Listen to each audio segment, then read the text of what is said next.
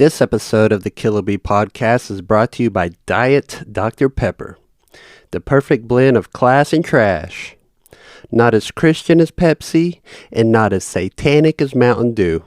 Get all 23 flavors while still watching your figure. However, Diet Dr. Pepper is the number one gateway drink to regular Dr. Pepper, who refused to sponsor me due to, quote, numerous pending warrants. It's news to me. Anyways, Diet DP stepped in and said, let's do this, brother. Go get you some. All day, every day. And tell them Killa B sent you. Thank you.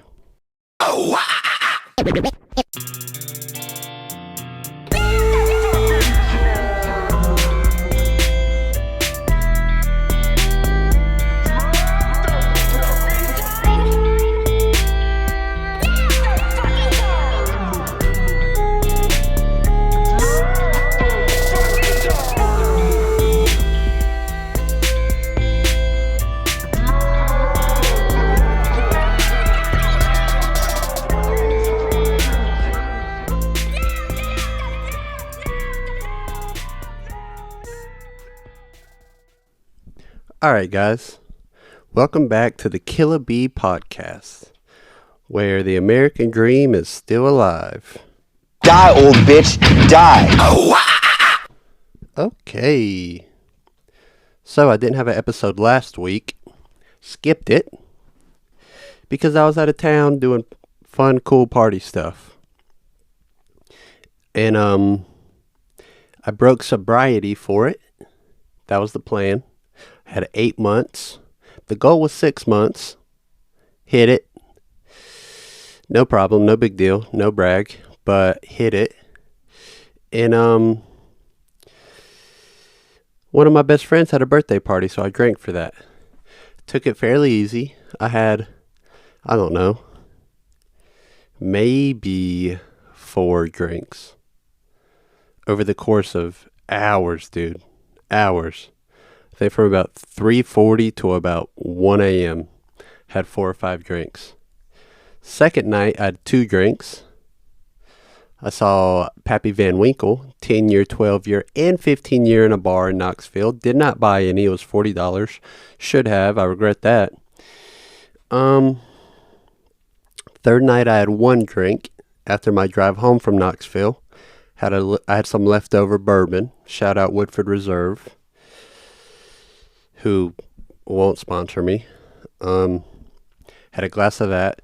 And then the next night, the fourth night, fourth tries a charm, the fourth night, I had maybe 5 drinks and 2 edibles. And there were 2 reasons for that. One, I wanted to get rid of the bourbon. I didn't want to give it away. I did not want to pour it out. And I didn't want to hold on to it. Wanted to get rid of it. But also, I wanted to get loosey-goosey. And I got loose at the party, but I didn't want to get too loose. There's something scary about getting too loose in public around other people. You might say or do something that you regret. And I've been there. So that fourth night, I really tied one on. It was fun. Not too crazy though. I mean, I didn't really have a hangover. I didn't feel great the next day, but I didn't have a hangover. And it was fun, and have not drank since then. That was actually the 4th. Today is the 11th. Haven't drank since then, so it's not an issue or anything. I just like not drinking or doing edibles. Even though I might do an edible tonight. I don't know. We'll see. Been craving one. That Woodford wasn't bad either, boy. That shit is good. That fourth night as well, I was playing PlayStation. I was noticeably worse at killing Mongolians on Ghost of Tsushima. Or Tsushima, if you're a tool. The night of the party, dude, was pretty fucking fun. Shout out Kane, happy birthday, buddy. I wanted to do a podcast with him, but we just weren't able to. The party was partying, and I knew we likely wouldn't be able to. So that's cool. But I did buy an extra mic just in case. So now I have two mics for talking. So shout out to anyone that wants to come do a pod. I have two mics now. My interface only has two inputs. So really I can only have one guest. Unless two guests want to share a mic. And that would be whack. The night of the party though, we did get on a party bus. I'd never been on a party bus, but that was pretty cool. The lady showed up. She drove through a yard to get to us. That was cool. And the bus was awesome. The bus was cool, but it's kind of like if Fun Station didn't have games or a jungle gym and also was on wheels. That's what we were in. The lights were cool, and she had a specific smartphone that connected to the stereo system. So we got the jams on the way to the place we were going to, which was a barcade. That was also fun. It's kind of weird because it wasn't adult only, so, you know, you're drinking and you're saying vulgar stuff, or at least I was. I love saying vulgar stuff, but you're drinking and there's all these kids running around. But it was cool, man. I got a drink that was in a weird box.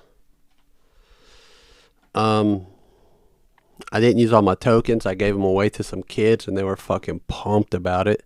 That was probably one of the top 5 moments of the arcade. I played a game of Madden on the television. But anyways, the party bus, dude, we're playing this music on the bus. And everyone was doing requests. And the ladies all on the bus all wanted to play Taylor Swift, which, if you listen to the last episode, you know my feelings on Taylor Swift. Or it might have been the last 2 episodes. I don't remember. Don't care. But they wanted to play Taylor Swift. And dude, when white women in their mid to late 20s all want the same thing, they form like Voltron and they get it done, dude. So there was some Swiftie bumped. But they don't stay formed like Voltron for very long, because they start to hate each other after a while. But anyways, the bus, we're sitting in like a semicircle, and my only thought on the bus was, if this thing crashes, dude, we're all getting mangled. It is not gonna be pretty. There's gonna be at least 2 fatalities just from people smashing their heads into each other.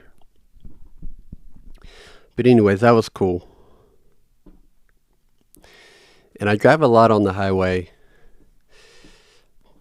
And 18-wheelers, dude. I complain about driving a lot, but 18-wheelers really grind my gears, dude. Because, like, are they trying to pass each other, or are they having a conversation through the window, or do they just like making other drivers angry? And it's almost to a point to where I could never, like, I would almost rather hunt for my own food and never be able to order stuff again if it meant that I didn't have to drive behind 2 18-wheelers beside each other for 12 miles 4 days a week, as I do. So that's cool, man. And God, dude, I hate doing solo pods. Sometimes I start podcasting and I wonder, why do I do this? But then I finish an episode and I'm happy with it. Anyways, I watched the movie Tusk, starring Justin Long, kind of. Starring what Justin Long used to be. But if you haven't seen it or heard of it, it's about this podcaster. Justin Long plays a podcaster who gets, I guess, kidnapped. I guess taken hostage. I think kidnapping is where you take someone from point A to point B against their will. Not wheel, will. English is dumb, dude. But I think kidnapping is not that. No. I think taking someone hostage is not that. Where you just kind of don't let someone leave. What is that? I don't know. My team's not here today. My assistants are on break, dude. They don't feel good. Anyways, Tusk. So he gets taken hostage by this weird guy who kind of looks like the Dos Equis guy.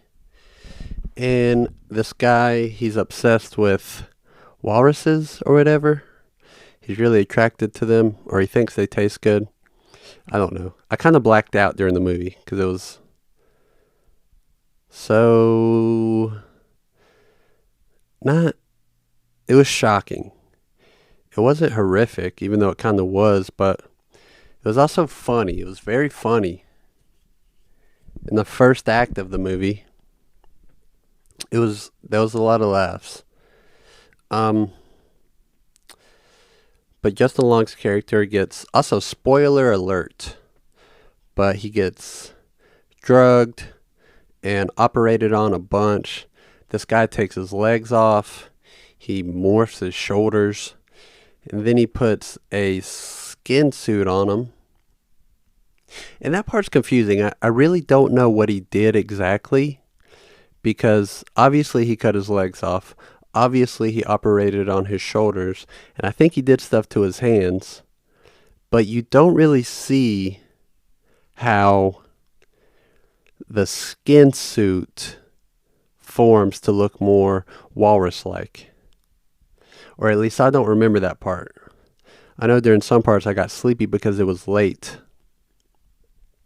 But you don't really see that as much. But anyways, fast forward, and Justin Long was turned into a fucking walrus, boy. He had tusks, hence the title of the movie. And he's made to live in this shitty aquarium. He's made to eat fish. He takes down a couple mackerel. I think that's the name of the fish.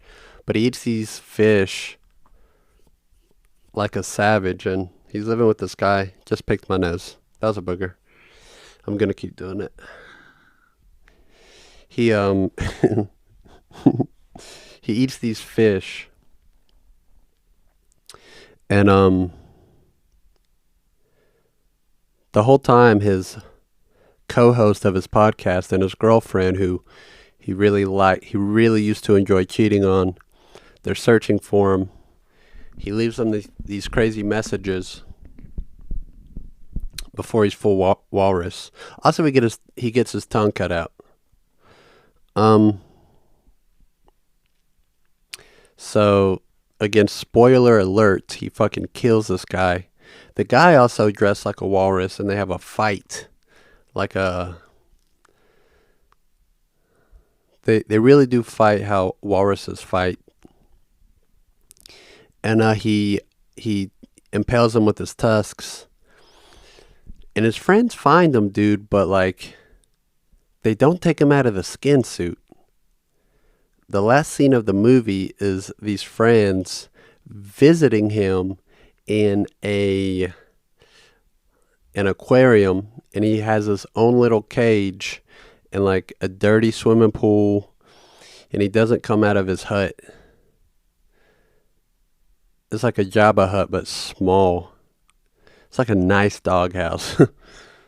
It's like a 3-dog doghouse that he lives in. And that's just how the movie ends. He sheds a tear for his ex-girlfriend who's banging his co-host of his pod. And that's how it ends. They give him a fish. They refer to the fish as a treat. They say, give him his treat. Give him the treat.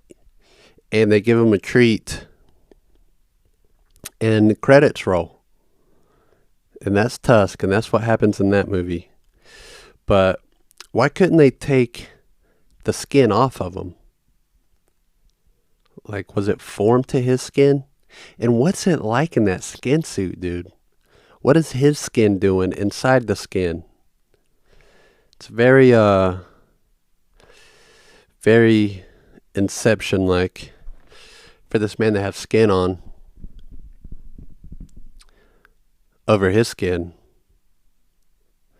And the moral of the whole movie is if you're at a stranger's house, don't drink the tea.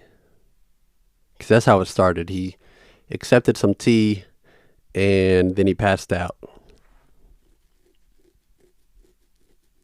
Then the guy cut his legs off, one at a time. He did one and then the other. Also, I forgot to do the things that I hate. As always, there's things that annoy me.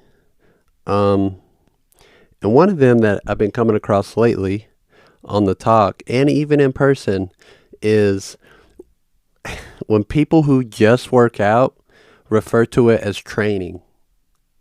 Like, what are you training for, dude? You manage a restaurant. What are you training for? You train your chest for what? You've been training chest to like clock in at TJ Maxx. You're training your chest. What are you training for, dude? Don't take that term away from people who compete, from athletes and fighters. Don't try and fucking swipe that term from them. You're not training. You're just going to the gym 4 days a week and you're eating like boiled chicken and rice or whatever, egg whites. I don't know. Stop saying it. You're training your grip? For what, dude? What are you training your grip for? You're not. You run a weed eater and you're off on the weekends. You're not training your grip, dude. You don't train your biceps. You work on them. You work out. But you're not training, dude. Unless you are. If you got a 5K coming up or a half marathon or whatever, then you're training. You train for something. You don't train to manage a restaurant. So that's been bothering me. Another thing is I go to drive-thrus probably twice a week. And it really annoys me when the person in front of me has a big order. And they take a long time at the window. And then they take a long time getting their food. And you see the cookout employees hand them 5 trays and like enough drinks to get the cup holder. It really annoys me. Also, if you go to restaurants, don't have a specific order. If you're a very picky eater, then just cook. Just cook at home because that's what you deserve for having the palate of a 6-year-old. Same if you have a terrible gluten allergy. Like, just eat at home. Don't ask anyone. Never ask a restaurant if they have gluten-free beer. Because I don't think anyone has gluten-free beer. They have gluten-free beer at Ingles, but is it beer? And if it's beer, is it gluten-free? I'm pretty sure the top 4 ingredients in all beer is just gluten. If beer bottles had an ingredients list on the bottle, the first 4 would be gluten. And not like things that have gluten in them. They would just say gluten. So don't ask for it, dude. Or drink a vodka soda and shut up. Sit down. Get a red wine and be happy you're out, dude. Just fucking... It really annoys me. And if your gluten allergy is so bad that you can't have food touch a surface that gluten has touched, then you just cook at your house forever, by yourself, alone. That's what you get. God doesn't like you, and you cook at home. Same for peanut allergies. The thing with peanut allergies, Louis C.K. said this in a comedy special, but if we just turn the blind eye to peanut allergies for 1 year, we'd never have to deal with it again forever. And that's just the cold hard truth. And I don't fully support that, but I also don't hate it. Anyways, the last thing I really hate is when people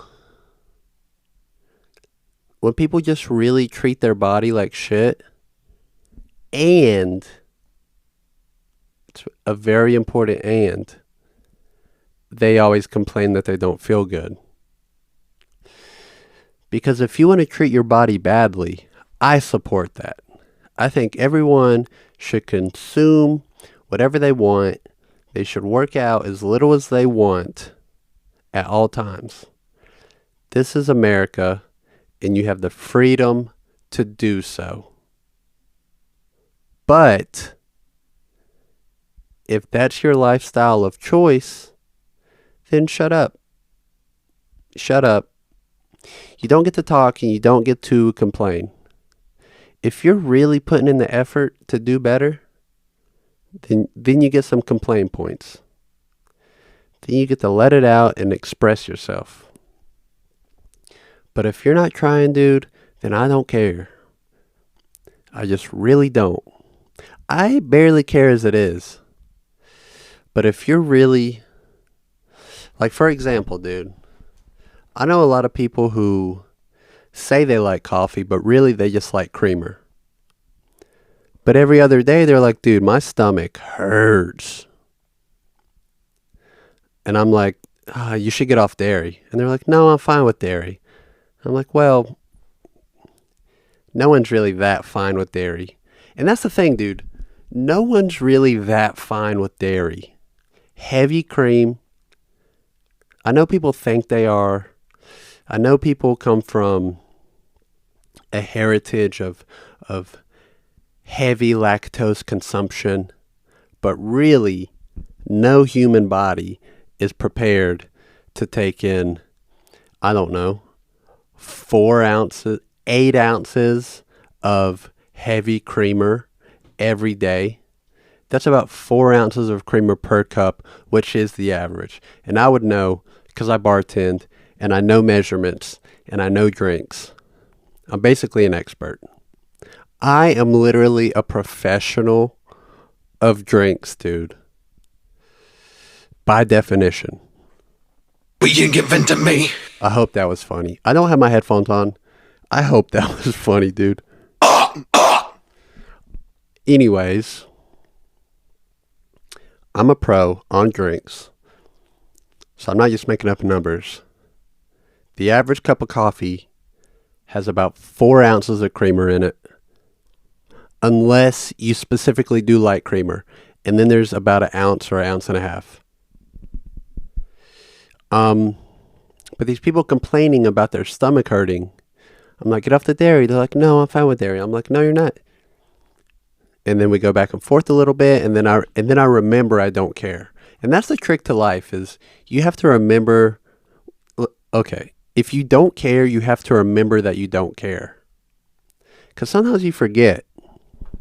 When I'm at work and it's busy and I feel myself get stressed, when I'm behind the bar, I have tickets to the floor, more people are walking in, people have questions, other coworkers are like, what's my side work? The kitchen's like, bring me a glass rack so I can clean it. When all this stuff is going on and I feel myself start to get frazzled, I just remember, oh yeah. I don't care enough to be stressed. I care enough to try hard. That's all I got. I do a good job, but I don't care enough to let myself, I don't care enough to let it in, to let it into the innermost layers where it matters. Because we're not saving lives, dude. We're not saving lives. So, when you tell me your stomach hurts, dude, I'm going to give one or two suggestions. And if you're not trying to hear it, neither am I, brother. So, you know how that goes. What else? I put out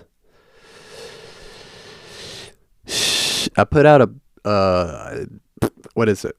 Questions on my Instagram story for people to ask. And a couple people did ask this time. No one did last time, but a couple people did this time. So shout out to Patrick Pickering. Check him out. I think Pat Snack 93 or something. Pat Splat. He might have changed it. Anyways, he asked me skating now versus when I started. And that's a great question. It's something I haven't thought about really ever. And I also haven't skated in more than a year. I don't know that I will skate again too, to be honest. Because the thing with it is this. Skating the way that I want to skate requires, at a minimum, 4 days a week of good skate sessions. Now, ideally, you're out there every day, really getting after it, really just having light feet, having your balance, being able to be consistent, and to get the tricks that you know you can get, and to be at a point to where you are learning the tricks you want to learn. Ideally, you're skating every single day. But again, at least 4 days a week. And I keep myself pretty busy. I do the pod, I work, I exercise. That's pretty much it. Oh yeah, I do music too. I do music. Check out my Instagram, Killa_.b. But I keep myself pretty busy, dude. So to put in the time to skate, to be at the level that I want to be, I would have to focus my free time on skateboarding. And I just don't know that I'm willing to do that, dude. And it makes me sad. I still have my skateboard where it's been since forever. My board is ready to go. But I just don't know that I'm willing to put that time in. What if I just started crying? But skating when I started, it was, as for everyone, it's so new. It's such an adventure. And most people start pretty young when your body can really handle it.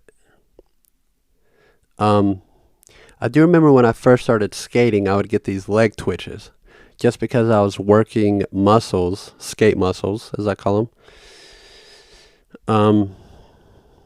I was working these muscles that I'd never worked before, so I'd get these leg twitches. But it was such an adventure, dude. And every waking moment, I thought about it. Just thought of how I can improve,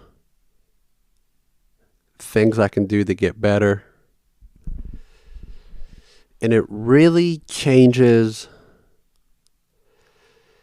when you start skating and you've been doing it for a little bit. Say a month, say 2 months. It kind of puts these permanent goggles over your eyes where you literally see the world different. And I don't mean that in some abstract, like crystally type of spiritual way. I mean it pretty literally. Most people who don't skate, they walk around, say, a college campus, and they just see whatever, a fountain, they see buildings, they see bushes maybe, they see trees, they see birds, they see people. But when a skateboarder walks around the campus, they see a 3 stair, they see a 6 stair, they see a perfect hubba, they see a ledge that's skatable but needs to be grinded down. They see a brick walkway and they know what it would feel like to skate across it. They see gaps. They see a bush to ollie over. Like it literally changes how you see. They see rails. And I guarantee this, skaters that don't even do handrails when they're out not skating, I'm sure they have the thought, if I just got enough speed, I could get onto this easily. But yeah, it changes what you are and who you are. You see the world differently. And when you're first starting, the overwhelming nature of that is pretty intoxicating. And a healthy percentage of people try out skating. And what differentiates people who stick to it and people who quit is the ability to eat complete shit. Because a lot of people start and they eat shit a couple times and they go, you know what, dude? I'm good. I don't need this. For a lot of people, it's bombing hills. There's a lot of people who don't really skate. They have a friend who does skate. They see their friend bomb a hill and they go, wow, that looks fun. They made it look easy. I think I can do it. And they give it a try. They speed wobble out. They eat shit. They think they broke something. They're completely skinned. Their elbow or their knee or their shoulder is gone. Maybe they bust their chin open. I've seen a girl bust her chin wide open, and she needed 2 layers of stitches because she just, she thought she could take on this hill, and the hill said, well, you can't. Anyways, I'm going on a tangent. Skating when I first started was, and this was pre-smartphone. There was obviously internet around, but it wasn't in everyone's pocket. I don't think Facebook was a thing yet. MySpace was, but I don't think Facebook was. Or, I'm sorry. Yeah, I don't think Facebook was. So this was pre-internet, pre-Netflix. So we weren't spending a lot of time just inside doing that.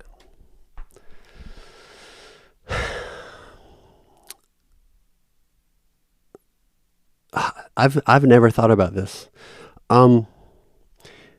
It was very, like I said, it was intoxicating. I became obsessed with it. And,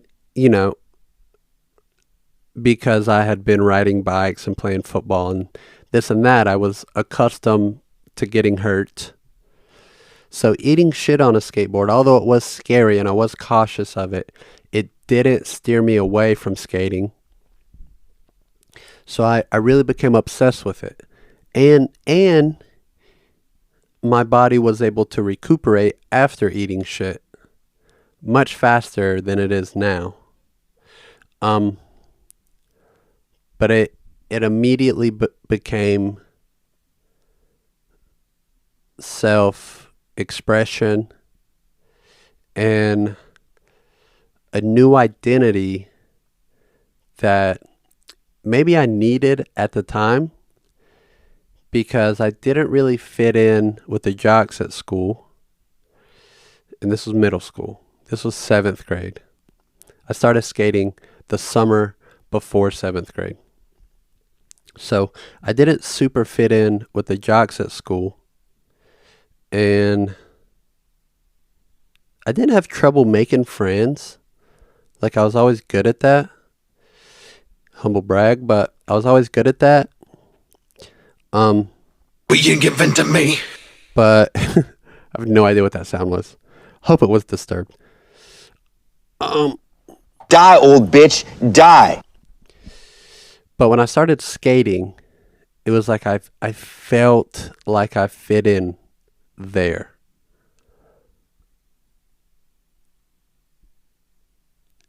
And that feeling lasted for years.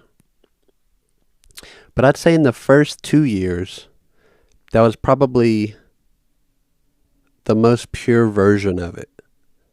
Just completely sober. It was in that time period I made friends that became my best friends, who I'm still friends with to this day. And skateboarding has really given me a lot, dude. A lot of my musical tastes came from skateboarding. I'd say all of my closest friends came from skateboarding. You know, through a chain of events that started with skateboarding, I became a musician. So skating really gave me all of that. When I first started, yeah, that was the most pure version of it. And as I got better, and being, 14, you start to think, oh, I want to be pro. I want to be a pro skater. So, like, towards the middle years of my skateboarding career, it became that of, quote unquote, taking it serious, whatever that means. You're waking up at 12:30 and eating like shit, but skateboarding every single day, trying to get tricks down, trying to learn new tricks. And it, became that. Filming. Oh my God. You start filming, it's unbelievable. But I'm going to check the camera, dude. I feel like, oh my God, if that would have not been recording, I would have smashed my computer and driven to a ditch. But yeah, the middle era of my skating career became that. And for me, that was still very much self-expression, bonding with the homies. Because your skate homies are some of the best homies. And you make friends so easily. If you're skating and there's another guy skating, there's a small chance y'all don't like each other. But there's a huge chance that y'all start talking and you become boys. And maybe not even close homies, but you see them around and you're cool with them. God, that feels so good. And towards the end of my skating prime, the focus got skewed. I was more concerned with smoking weed and probably more concerned with girls. And even though skating was still important to me, I was very distracted, just not disciplined. And I was like that in all aspects. In skating, school, everything, dude. but it was still skating from beginning to end, self-expression. I will say towards the middle and towards the end, comparison. They say comparison is, what do they say? The thief of joy? Comparison is the thief of joy. It's something like that, but being competitive, you do start to compare yourself to others, especially, when people make stuff look so easy, dude, and you're like, Jesus Christ, I skate every day, and like, I can't even do this shit. So I let some of that get to me. Not everyone does that, but I definitely let some of that get to me.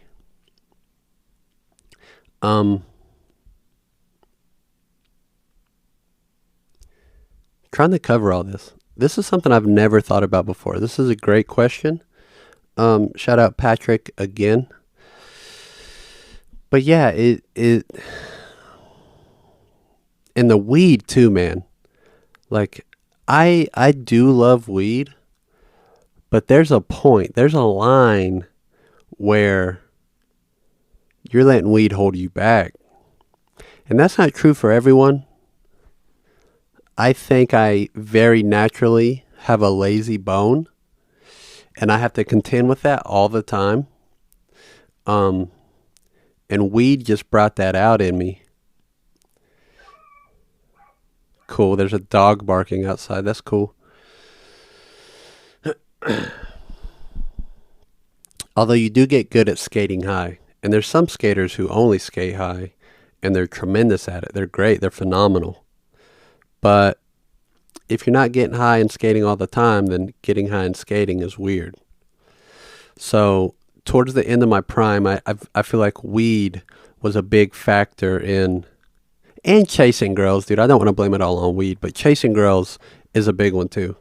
But I feel like weed was a big factor in just indulging in being lazy and just sitting around all day. And then skating now, or the last time I was skating, it kind of went back to when I first started, dude. Because when you don't skate for a long time, you do have to relearn your tricks. And there's something so fun about really learning the fundamentals and learning how to be consistent again and just having fun, dude.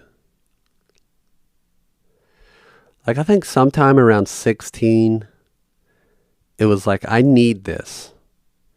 I'm not going to be good at a job, which I didn't learn how to be good at a job I don't like until I was 25 or 26. Just like, I do this work because I have to do it and I'm going to do a good job. Again, I still think I'm good at not caring just enough to not let it upset me. But still, if you have a job, you should do a good job. Shout out to my young coworkers who cut corners and leave before they do all their side work. But anyways, I feel like some point at 16, it became stressful. Not all the time. But if you go outside and you're missing tricks that you normally get pretty easily, it is frustrating. And you rage out sometimes. And you can just kind of take away the fun. And sometimes take away other people's fun. If you're at a session and somebody else is raging out, there's two things you can do. You can laugh it off for them, or you can be uncomfortable. Sometimes it's uncomfortable. So there's some times where I still had the delusion of being a professional skater, where I would get upset if I wasn't doing the things that I knew I could do. Again, not always. That was fairly minimal, but still it did happen. Okay, so skating now, or when I was, it's just about having fun again. You still want to push it because you are competitive and you know what you've been capable of in the past, and you know that you're not too old yet to really get after it.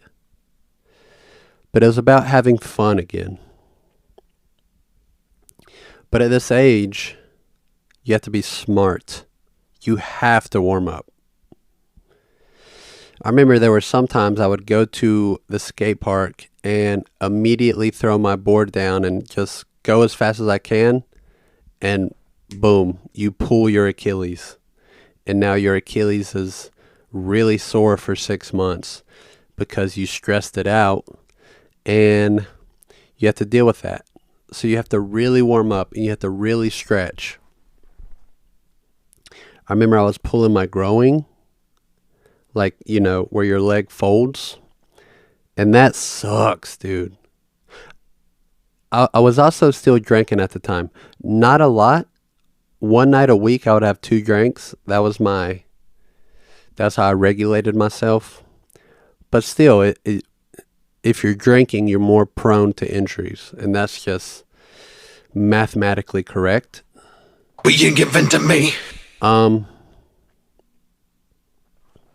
Die, old bitch, die. So yeah, dude, it's about having fun now. Going out there, having a good time with the bros, and finding your footing again, at least for me. I know Patrick, who asked this question, and his brother Ian, shout out those guys again for the 3rd fucking time. They are, they're at the top of their game right now. They ride for their local skate shop, and they're at the park all the time. At least I think they're out there all the time. They're at the top of their game and they're killing it. But me, I just wasn't out there every day or even 2 days a week. Also, working nights doesn't help. But finding your footing, having fun,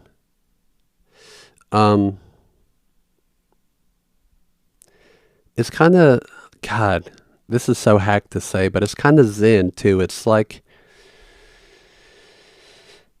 if you're not doing what you know you can do, then you try something else. Or you try a different approach. Or you change your footing. That's a big thing with skating. Is, say tray flips, for example. You used to do them every single try.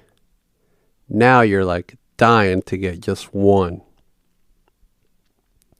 You're trying over and over and over and over and over. And I'll see guys do this. I'll do it myself. You're trying over and over.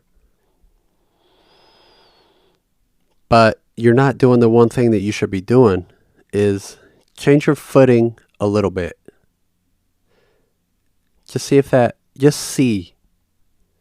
doesn't work, change it a little bit more. Just see if that helps. And that's a life lesson too. If you're shooting for a goal, and you're not getting it, change your footing a little bit. And that's I'm going off topic, but that is, people who grow up skating, they learn that. Is you're going to try and try and try and try and try and try and try and try and try. You'll do that for hours in one day. And you might not even get close, but you're getting closer than you were. And the next day, you maybe stick it, you don't roll away. And then on like the 4th day, you roll away. And that's a tremendous life lesson. But anyways, dude. Anyways, dude. I can't hear any of those sounds. I don't like the headphones on. Anyways, dude. It's about having fun, man. And maybe I should get out there. the last time I skated, like I said, I was drinking and not stretching enough. That's the thing about being 30 and skating is you have to stretch. You have to warm up, you have to stretch, and you have to stretch well. I don't mean you like kind of stretch for fucking 12 seconds. I mean you take 30 minutes, preferably 30 minutes after you've warmed up and 30 minutes after the session, just to keep your muscles good. Because the last thing you want to do is fucking tear an Achilles or tear a ligament in your knee. But what was I even saying? 30 stretching. Anyways, I forgot, dude. It's about having fun, getting out there. I've said having fun fucking 9 times. Getting out there and, finding that self-expression again. Feeling strong, feeling good. Oh, yeah. Okay, I remember what I was saying. So, last time I was skating, I was drinking, wasn't stretching, and I pulled some muscles. And I also bought a board I didn't like. I got a toy machine, and they are tremendous decks, but I don't like flat boards, and they are flat boards, and that really turned me off. I also don't think I like my trucks. I was going through board madness, getting different sizes, getting different trucks, getting different size wheels. And this is so fucking whack, dude. I have Thunder trucks over Independence. I skated Independence for years. One pair for years. They're a tremendous company, but I like the way Thunders look. And I think that's so whack, dude. But in hindsight, I think that's so whack. Because I think I skate better on the Indies. And for a little bit, I wanted to buy some Independence. But I was like, dude, I'm not skating enough. I can't. Why would I buy this? I don't like the flat board. I like concave. And my board is flat. And boards are like $80 now. Dude, when I was 20, even fucking 24, they were $60, $50. Now they're $80, dude. That's a lot. I had a fucking awesome board, and, that's an actual company. I had this board and it broke in 3 days on a flat ground kickflip, and I was so discouraged. They gave me a $25 gift card. I still haven't used it. I'll check out their website today. Might buy a hat. Maybe if they have a board on sale, I'll buy one. But, wow, I've talked about skating for so long. Shout out Patrick for this topic. I needed this. I might buy a new board. I don't like my setup right now. My body is pretty healthy. My right Achilles, I hurt that jump roping. But I push. Wait, what did I say? My left Achilles is hurt, but I push with my right leg. So I think that would be okay skating.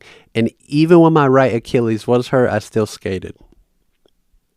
I just really had to warm up and stretch heavily because every push was very painful. But, yeah, I'm going to check out boards, maybe. I don't know. I bought a lot of vinyls. I spent a lot of money this past weekend. So, I should take it easy. But, yeah, dude, I'm in this weird space of, do I call it on skating or do I try and keep it going?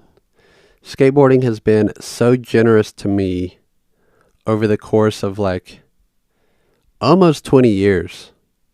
I haven't skated really at all in the last year and a half, but I think I started around 10 or 11.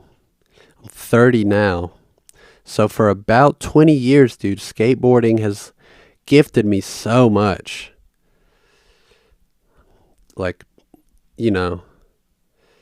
obviously friends and a music taste and I think I learned how to be cool through skateboarding. And not to say that I'm cool, but I'm pretty fucking cool. But also resilience and perseverance and determination. I've learned those things through skateboarding. And I should pay respects to the craft more than I do these days. So that's what skateboarding means to me now. And that's what it is for me, is it's artistic more. Instead of comparing myself to others, it's appreciating other skills. And I have always appreciated other skills, but I let jealousy creep in the past. Now I don't do that. So yeah, that's what it is, dude.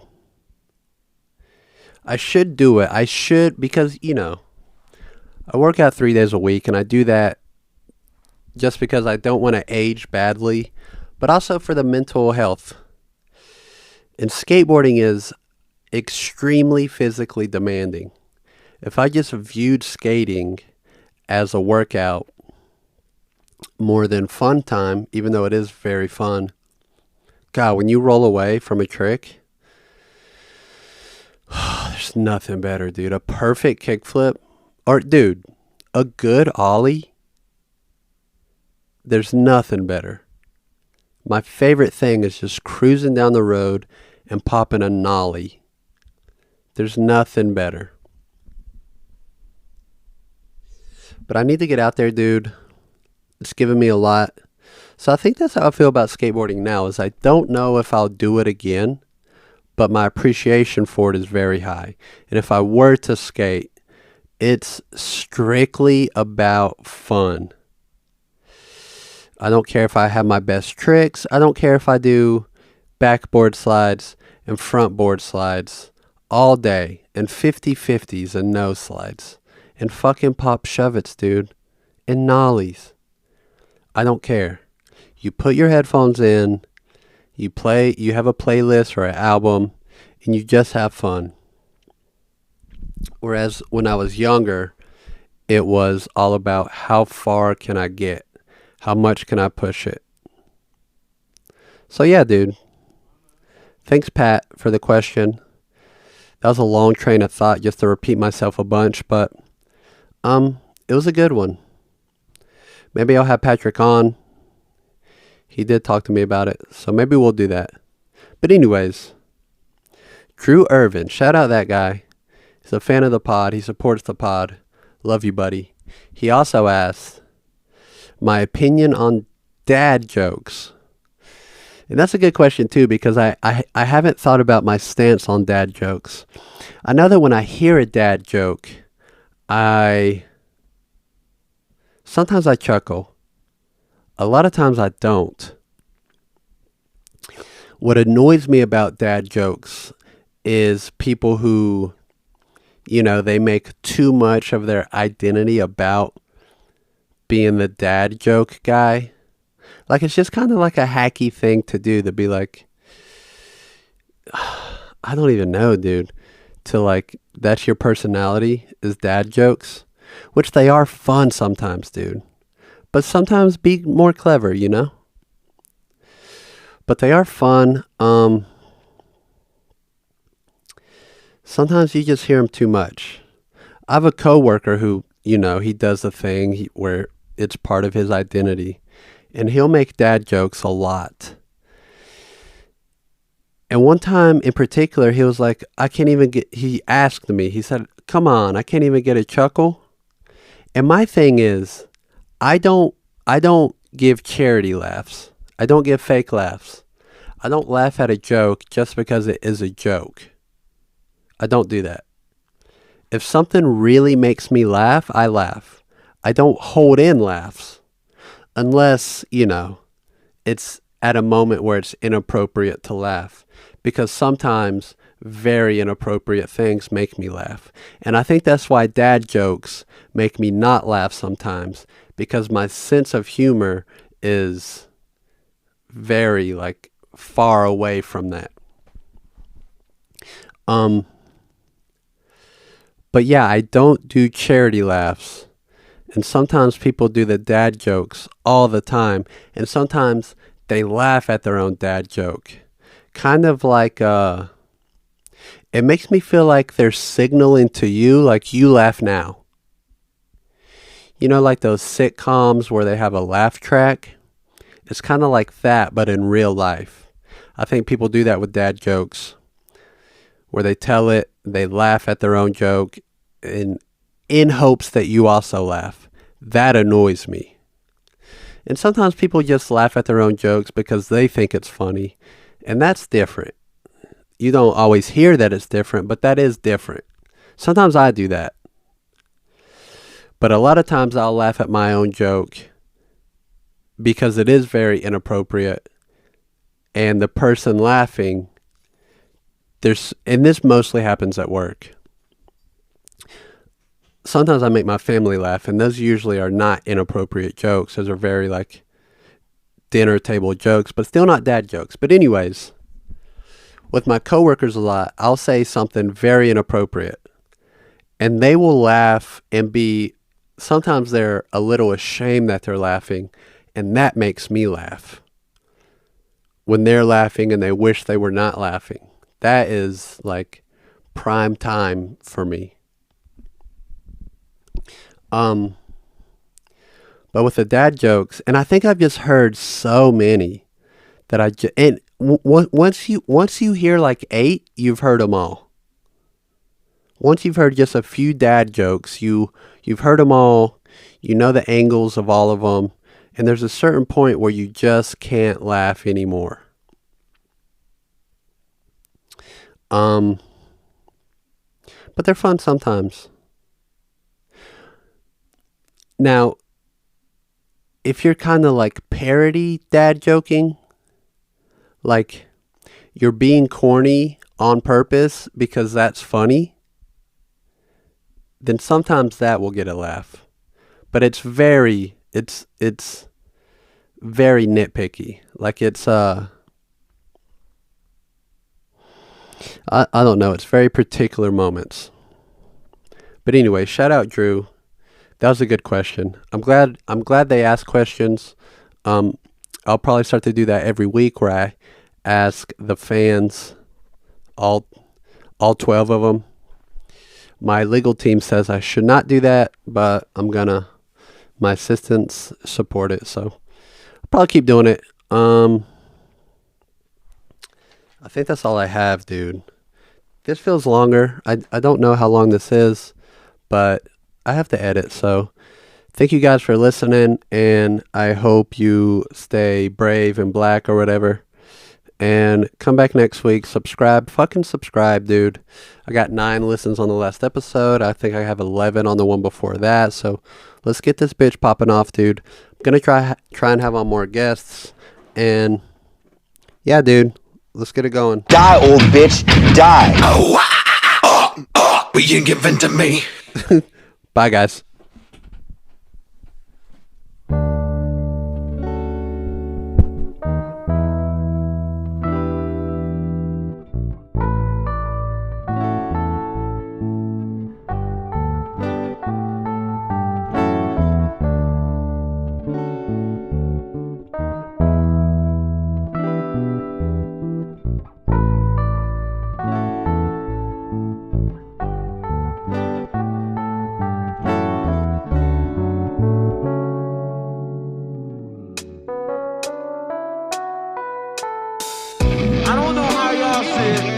But when it comes to the children, Wu-Tang is for the children. We teach the children.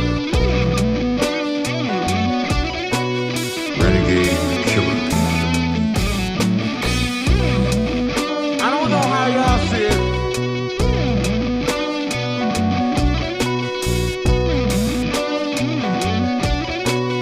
Renegade Killer.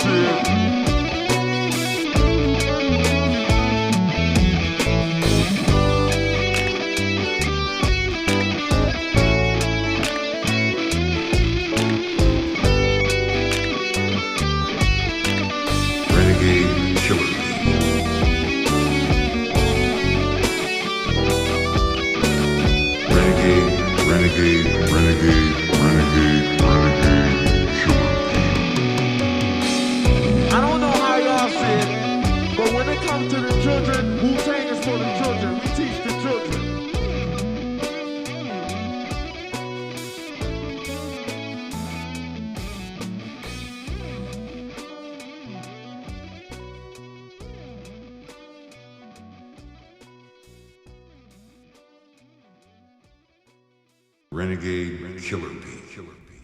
Now, if any of you sons of bitches got anything else to say, now's the fucking time! I didn't think so. 今日はこれまでにしましょう。